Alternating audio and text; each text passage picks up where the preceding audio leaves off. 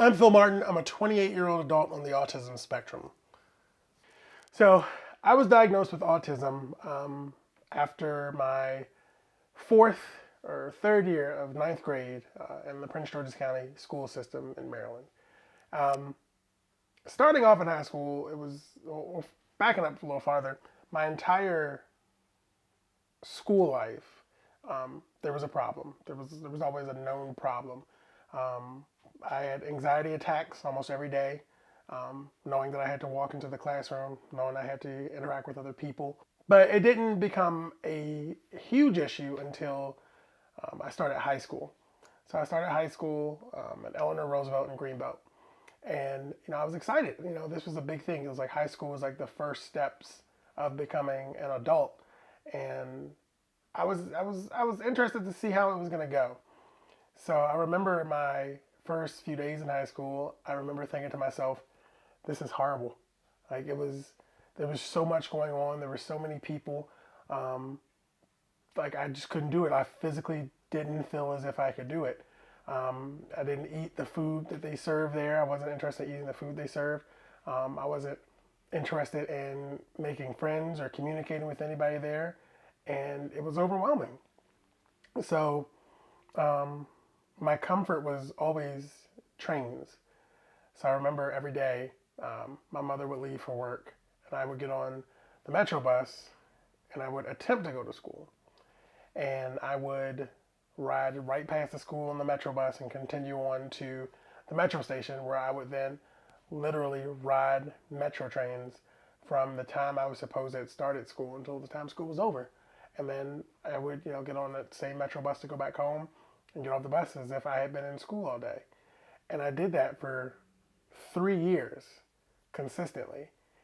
And, the school would call my mother, and I would always say, um, oh, they must have didn't count me, or they didn't realize I was in the class, or something like that. Um, so closer to the end of the third year, I met with the school psychologist because they wanted to know why I had repeated the ninth grade so many times. And so I was sitting in the meeting with her. I remember she looked at me. I remember her name, and I'll say her name. Her name was Dr. Lee Rothman. It's pretty bold to put her name out there, but I remember she looked me right in my eye, and she said, well, at this point I was about 15 or 16. She was like, well, since you love trains so much, she said, why don't you drop out and go drive a train? Maybe that'll work better for you. Maybe school isn't for you. And I was confused as to why she was telling me this, because I know I wanted to be in school. It was just extremely difficult for me to function in this setting with hundreds of children, hundreds of other kids I don't know, and hundreds of other emotions, and it was just too much for me. And I was confused as to why she was saying that. So my mother got wind of the fact that she said that, because my mother was in the meeting, but it didn't process right then and there, and we talked about it later. So my mother went to the school board, and she wanted to know why her, teenage son was being told to drop out of school to pursue a dream that isn't really, achievable without an education. So after my mother went to the school board, um, the school wanted me to get tested for every developmental disorder they could test me for, and so I spent a few weeks going to see therapists and psychiatrists and psychologists at the University of Maryland. It was very frustrating because I did not enjoy talking about my feelings. I did not enjoy being videotaped as we talked about stuff, but I know it needed to be done. So at the end of the day, they diagnosed me with Asperger's syndrome, ADHD, agoraphobia, and schoolphobia. And the reason they diagnosed me with agoraphobia is because they assumed that me not wanting to leave the house and interact with people was a fear of outdoors, but that wasn't the case. And the reason they diagnosed me with school phobia is because of the panic attacks I would have when I would walk into the school and I would see all of these people. But after further tests is when they determined that it was just all Asperger's syndrome. And it had been Asperger's syndrome all along. And that for 3 years, I had been suffering in my schoolwork and suffering educational wise because they just wrote it off as another black kid that didn't want to be a part of the school system, because you didn't have to look far for that, honestly, when I was 16, growing up in Prince George's County. So the school, as an apology, the school then put me in a secondary school, a special education school that was um, able to handle children on the autism spectrum in Prince George's County, and that's where my life began to turn around. So when I started the new school is where I started to notice a change in my own behavior towards having autism. The school was a smaller setting. It was about 8 to 10 students per classroom. It was the desks were cubicle style, so I wasn't able to see the person to my left or the person to my right. So it kind of helped you focus, take your mind off of the people around you and helped you focus on your own work. You didn't face the teacher; you actually faced away from the teacher. You actually faced a wall, so you were kind of secluded almost. That helped a lot. That helped with me trying to get out of school. That helped with me focusing on my studies. Helped me focusing on schoolwork. A part of that school they also did was they gave all the students jobs and they paid us. It was really interesting. So, the students, they handled the lunch and they did, the cleaning and, the students worked in the school basically. And that way it was to teach them responsibility and to teach them how, real world things, what happens after you graduate from high school. But the only thing is with that concept is it also it hindered me a little bit, I believe, because you know you spend 4 years in that school and they're teaching you, this is how things are going to be once you graduate. But one thing they don't prepare you for is the fact that once you leave this building, is almost no one's going to understand autism. Almost no one's going to understand who you are or how things are more difficult for you.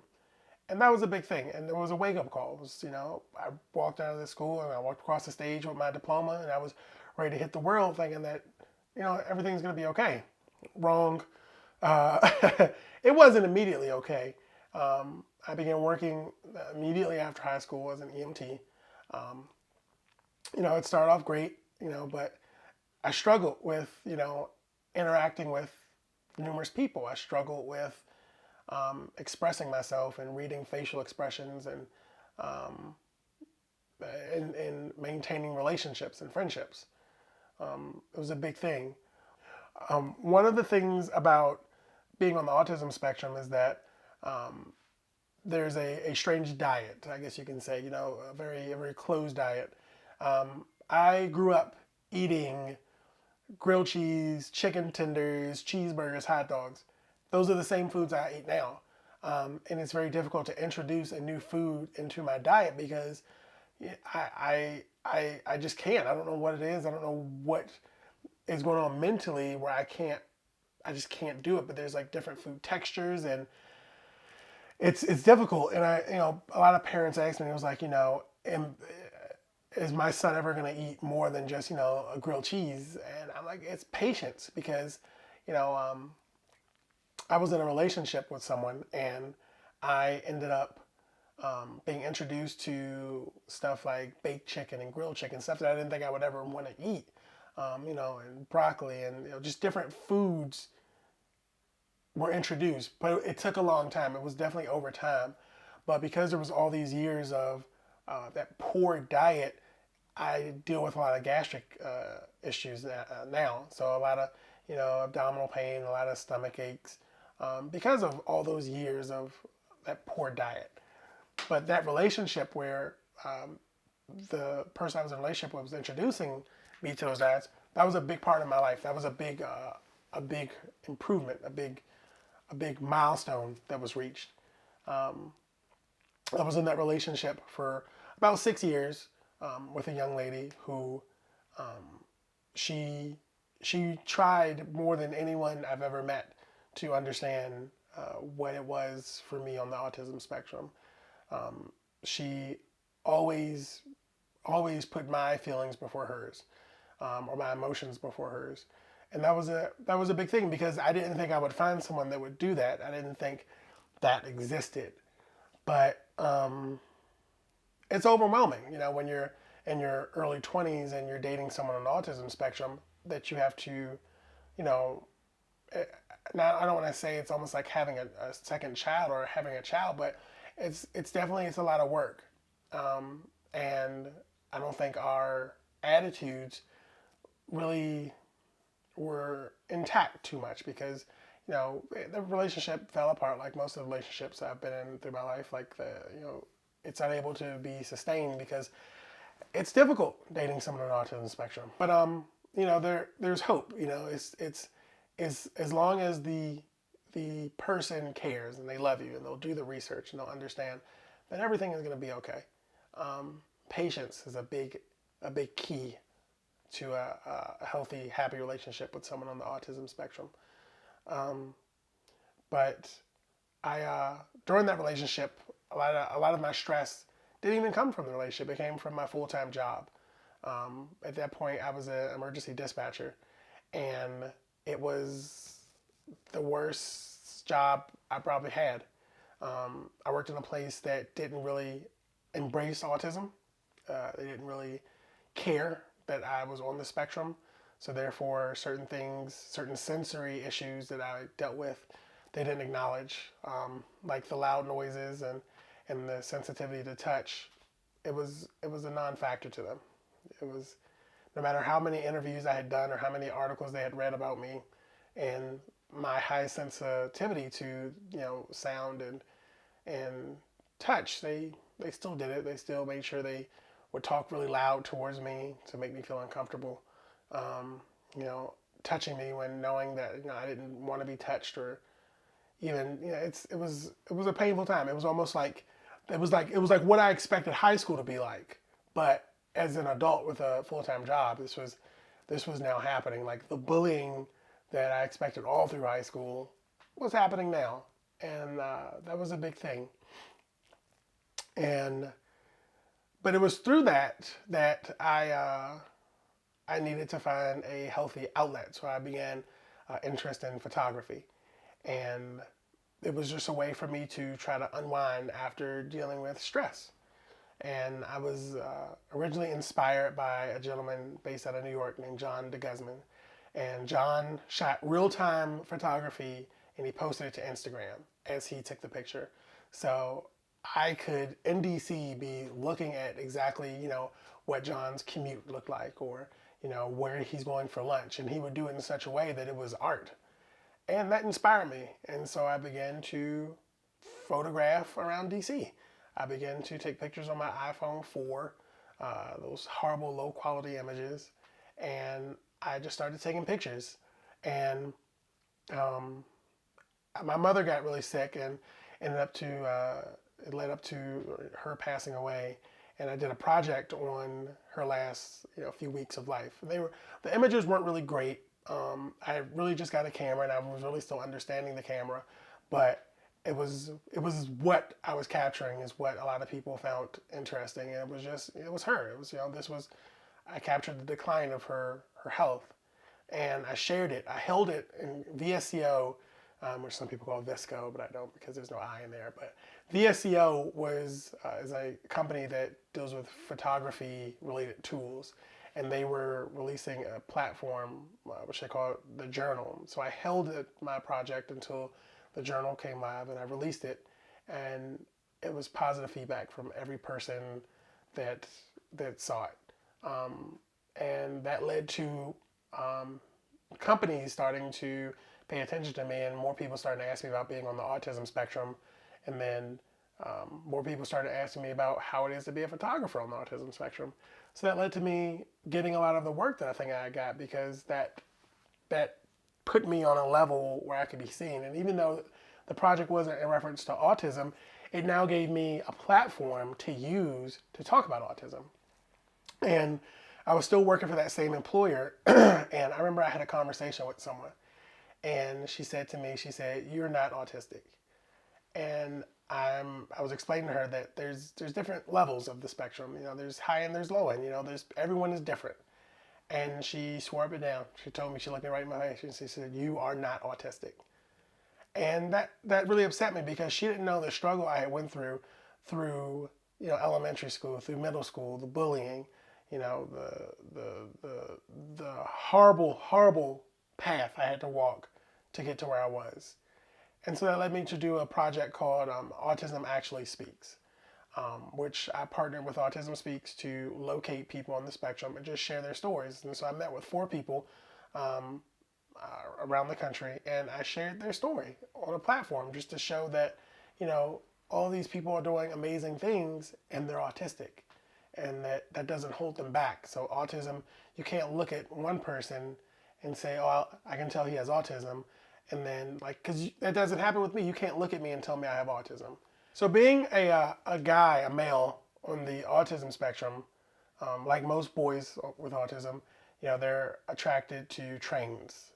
Trains are very interesting to them because, for several reasons, for me, and I'll speak on my behalf only, trains, they don't deviate from their path, usually. There's a time, there's a set schedule. They run at a set time. You know that train's going to come every day at 3 o'clock. You know how many cars it's going to be. You know it's not going to deviate from that plan. So as a child, my goal, my biggest goals, have been to work for Amtrak, as well as the local metro system in Washington D.C. And in 2015, I was able to accomplish one of those goals by becoming a freelance photographer for Amtrak, and that was a huge deal, not only for me, but a huge deal for people with autism who might have those same goals, those same dreams, and they feel like those dreams aren't achievable because I felt like it wasn't achievable.